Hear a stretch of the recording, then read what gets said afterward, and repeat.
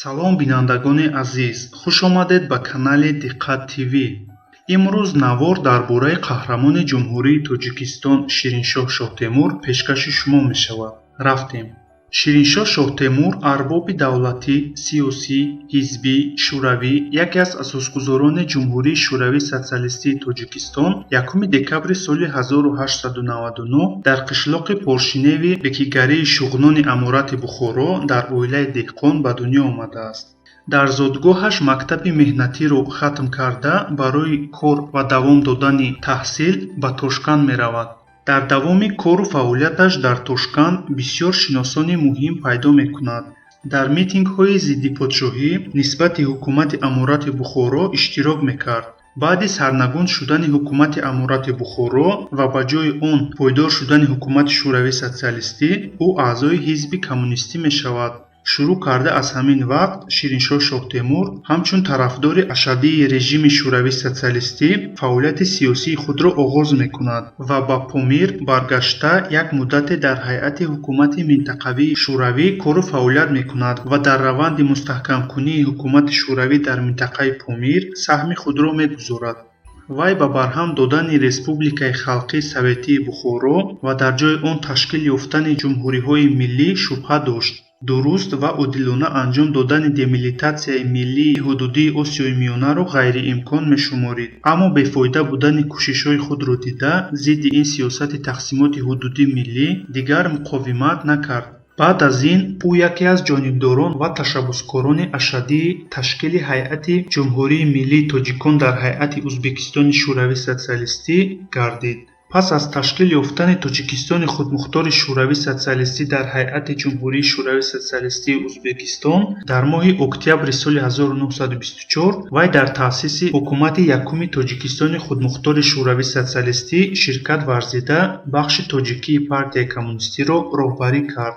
амалиётҳои зидди босмачиёнро дар ҳудуди Тоҷикистони худмухтори Шӯравии Социалистӣ дар ҳайати Ҷумҳурии Шӯравии Социалистии Ӯзбекистон роҳбарӣ мекард. ӯ якбора соҳиби якчанд вазифа буд. дар охири соли 1929 Шириншоҳ Шоҳтемур бо якчанд фаъолон тавонистанд роҳбарияти ҳизби Ҷумҳурии Шӯравии Социалистии Ӯзбекистон ва Иттиҳоди ҷумҳуриҳои Шӯравии Социалистиро ба зарурияти ташкили Ҷумҳурии Мустақили Тоҷикон, ки ба ҳайси як ҷумҳурии иттифоқӣ ба ҳайати Иттиҳоди ҷумҳуриҳои Шӯравии Социалистӣ дохил шавад, бовар кунонанд. дар натиҷа дар съезди сеюми ғайринавбатии Иттиҳоди ҷумҳуриҳои Шӯравии Социалистӣ 16 октябри соли 1929 эъломияро дар бораи табдил додани Ҷумҳурии Тоҷикистони худмухтори Советӣ ба Ҷумҳурии Шӯравии Советии Мустақили Тоҷикистон тасдиқ кард, ки ба он вилояти мухтори Кӯҳистони Бадахшон, ноҳияҳои Ғарм, Ҳисор, Қуллоб, Қурғонтепа, Панҷакент ва Урутепа дохил карда шуд. тақрибан 1,150,000 нафар. ҳамин тариқ Ҷумҳурии Шӯравии Социалистии Тоҷикистон ҳафтумин республикаи пуриқтидори иттифоқӣ дар ҳайати Иттиҳоди ҷумҳуриҳои Шӯравии Социалистӣ гардид. ҳамзамон Шириншоҳ Шоҳтемур ва ҷонибдорони ӯ ба пайвастани ноҳияҳои Хуҷанд, Самарқанд, Бухоро ва Сурхандарё ба ҳайати Ҷумҳурии Шӯравии Социалистии Тоҷикистон ҷонибдорӣ карданд. дар ин давра байни ду ҷумҳурӣ, яъне Ҷумҳурии Шӯравии Социалистии Тоҷикистон ва Ҷумҳурии Шӯравии Социалистии Ӯзбекистон баҳсҳои шадид ба амал омаданд.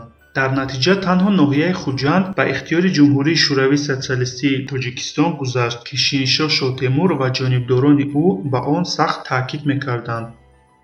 дар анҷумани якуми таъсиси партияи коммунистии Ҷумҳурии Шӯравии Социалистии Тоҷикистон рӯзҳои 5-15 июни соли 1930 Шириншоҳ Шоҳтемур котиби дуюми партияи коммунистии Ҷумҳурии Шӯравии Социалистии Тоҷикистон интихоб шуд. соли 1932 бо дархости исрорияш ӯро барои таҳсил дар донишкадаи профессорони сурх дар Москав фиристоданд, аммо моҳи декабри соли 1933 ӯро аз таҳсил бозхонданд ва раиси президиуми Кумитаи марказии иҷроияи Ҷумҳурии Шӯравии Социалистии Тоҷикистон интихоб карданд. инчунин яке аз раисони Кумитаи иҷроияи марказии Иттиҳоди ҷумҳуриҳои Шӯравии Социалистӣ. илова бар ин, ӯ узви Шӯрои миллатҳо, Кумитаи иҷроияи марказии Иттиҳоди ҷумҳуриҳои Шӯравии Социалистӣ буд. бо Иосиф Сталин ва дигар намояндагони болоии Иттиҳоди ҷумҳуриҳои Шӯравии Социалистӣ мулоқот ва гуфтугӯ кардааст. 9 июли соли 1937 Шириншоҳ Шоҳтемур ҳангоми дар Москав буданаш аз ҷониби НКВД яъне Кумитаи амнияти миллӣ дастгир карда шуд ва дар парвандаи ҷиноии сохта барои иштирок дар ташкилоти миллатгароии зиддисоветӣ айбдор карда шуд. 21 октябри ҳамон сол ӯро коллегияи ҳарбии суди олии Иттиҳоди ҷумҳуриҳои шӯравии социалистӣ ба қатл маҳкум кард ва 27 октябр ӯро дар тирандозии Коммунарка паронданд ва дар қабрҳои умумии қабристони Нави Донии Москва дафн карданд. Шириншоҳ Шоҳтемур 11 августи соли 1956 аз ҷониби коллегияи ҳарбии суди олии Иттиҳоди ҷумҳуриҳои шӯравии социалистӣ ҳамчун ҷабрдидаи террори бузург дар доираи репрессияҳои сталинӣ комилан барқарор карда шуд. бо фармони президенти ҷумҳурии Тоҷикистон муҳтарам Эмомалӣ Раҳмон, Шириншоҳ Шоҳтемур пас аз марг соли 1999 бо ордени дӯстӣ ва соли 2006 бо унвони қаҳрамони Тоҷикистон мушарраф гашт. расми Шириншоҳ Шоҳтемур дар асъори сесомонаи миллии ҷумҳурии Тоҷикистон инъикос ёфтааст. ташаккур барои диққататон. лайк ва тақсими наворро фаромӯш накунед. қаблан ташаккур. хайр дар паноҳи худо бошед.